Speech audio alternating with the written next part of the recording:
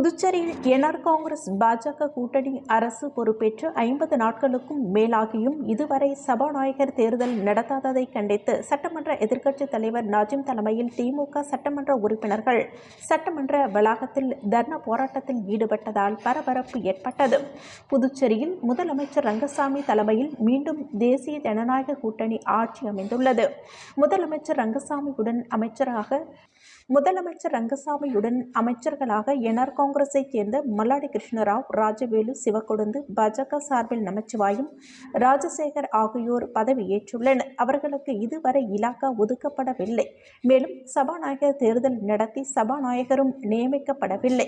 இந்நிலையில் புதுச்சேரி என்ஆர் காங்கிரஸ் பாஜக கூட்டணி அரசு பொறுப்பேற்று 50 நாட்களுக்கும் மேலாகியும் இதுவரை சபாநாயகர் தேர்தல்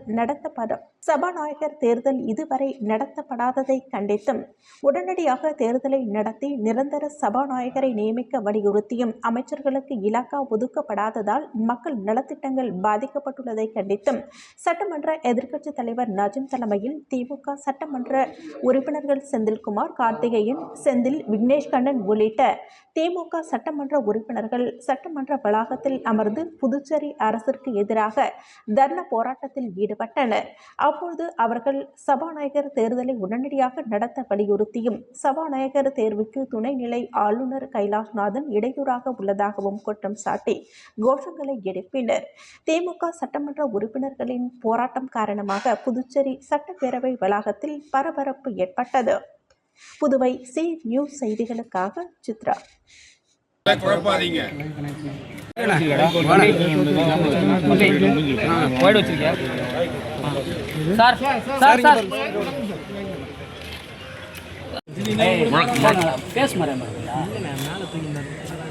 வேண்டும் வேண்டும் வேண்டும் வேண்டும் நிரந்தர சபாநாயகர் வேண்டும். இந்த மந்திரிக்கு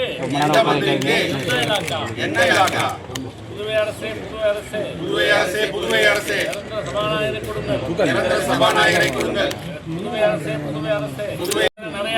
பேச வேண்டிய பிரச்சனை நிறைய இருக்கு. கூட்டுங்கள் சட்டமன்றத்தை கூட்டுங்கள்.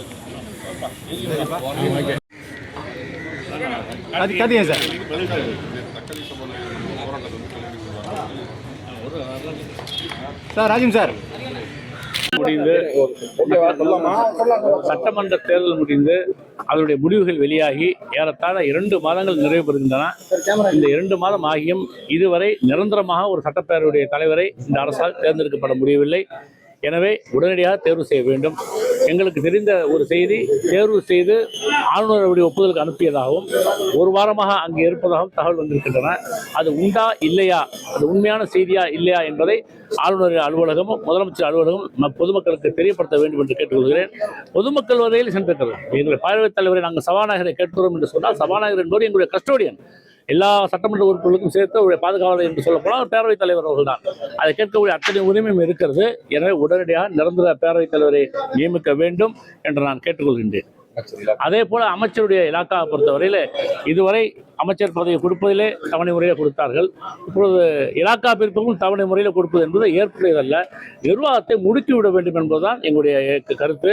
விரைவில் சட்டமன்றத்தை கூட்டுகிற போது அதிகாரிகளிடத்திலே அந்தந்த துறைയുടെ அமைச்சர்கள் பேசி அதற்கான ஒரு தயார் நிலைக்கு வர வேண்டும் என்றால் போதிய அவகாசம் வேண்டும். சட்டமன்றம் கூட்டுவதற்கும் இவர்கள் பொறுப்பு வழங்குவதற்கும் ஒரு குறைந்தபட்சமாக 1 மாத அவகாசம் இருந்தால்தான் அதிகாரத்தில் உட்கார்ந்து பேசி என்னென்ன பிரச்சனைகள் இருக்கிறது, எவ்வளவு தொகை கேட்கலாம், என்னென்ன திட்டங்களுக்கு கேட்கலாம், புதிய திட்டங்கள் என்னென்ன கொண்டு வரலாம் என்பதை பற்றியெல்லாம் அதிகாரிகள் கலந்து பேசி பட்ஜெட்டில் கொண்டு வரதுக்காக தான் நாங்கள் இவ்வளவு அவசரப்படுறோமே தவிர வேற ஒன்றும் இல்லை எங்கள் கட்சி நாங்கள் யாருக்கும் இலாக்கா எப்போ கொடுங்க எங்களுக்கு தெரியும் அப்படிங்கிற மாதிரி தோரணையெல்லாம் பேசினா அது நல்லதல்ல. மக்களுடைய மாண்புக்கு அது எதிரான செயலாக நான் கருதுகிறேன். கடந்த காலங்களில் அந்த பல்வேறு விஷயங்களை இடையூறாக குற்றச்சாட்டு இருந்தது. சபாநாயகர் விவகாரத்திலையும் ஆளுநர் இடையூறாக இருக்காங்க. எப்படி எங்களை பொறுத்த வரைக்கும் இது டபுள் இன்ஜின் கவர்மெண்ட்னு சொல்லி மக்களை ஏமாற்றி மக்கள்கிட்ட ஓட்டுகளை திரும்ப ஆட்சி பொறுப்பு வந்திருக்கிறாங்க. திரும்ப அதை தான் நடக்குது. இங்கே ஒரு நிர்வாகம் நடக்குது, ராஜ்நிவாசில் ஒரு நிர்வாகம் நடக்குது, தலைமைச் செயலகத்தில் ஒரு நிர்வாகம் நடக்குது. இந்த மாதிரி ஒரு குழப்பமான சூழலை 10 வருஷமாக இருந்துகிட்டு தான் இருக்குது. மக்களும் அதுக்கு அங்கீகாரம் கொடுக்குறாங்க என்பது சொல்லுகிற போது நாங்கள் என்ன செய்ய முடியும்? எங்களுடைய வேலை அந்த தவறுகளை சுட்டி காட்டுவோம் என்றது. அதை நாங்கள் முறையாக அப்படித்தான் எங்களை தலைவர்கள் எங்களை வளர்த்திருக்கிறார்கள். அதை நாங்கள் செய்து கொண்டிருக்கிறோம். எங்களுக்கு ஆளுவதற்கான வாய்ப்பு கிடைக்கவில்லை என்று ஓய்ந்து போவதில்லை. எங்கே குறைகள் இருக்கிறதோ குற்றங்கள் இருக்கிறதோ அதை சுட்டிக்காட்ட வேண்டிய கடமை எதிர்க்கட்சிக்கு இருக்கிறது. அதை சொல்லிக்கொண்டுதான் இருக்கும் தொடர்ந்து. சபாநாயகர் தேர்தல் அப்படின்னு வந்தா அதிமுக பாஜக போட்டியிட்டா திமுக நிலைப்பாடு என்னவா இருக்கும்? எப்படிங்க?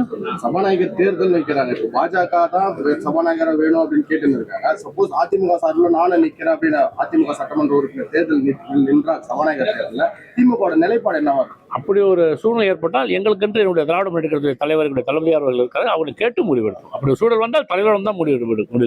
இல்ல ஆதரவு பாஜக ஆதரவு தராது திமுக உங்க நிலைப்பாடு. அப்போ அதிமுக யாராவது நின்றாலும் ஆதரவு தருவாங்களா? அதுதான் எந்த ஒரு முடிவாக இருந்தாலும் இது அரசியல் ரீதியான முடிவு. அது தலைவர் கேட்காம எந்த பதிலும் சொல்ல முடியாது. சபாநாயகர் தேர்தல் பற்றி உங்களோட கருத்து? சபாநாயகர் தேர்தல் நடக்கணும், நடத்தி எந்தெந்த சட்டமன்ற உறுப்பினர் விரும்புகிறாலும் அந்த சட்டமன்ற உறுப்பினர் நல்லது வர்றது நல்லது, விரும்புகிற சட்டமன்ற தேர்தல் வர்றது நல்லது. திமுக நிற்பீங்க? அப்படி நான் எண்ணம் தற்போதைக்கு அந்த மாதிரி எண்ணம் கிடையாது.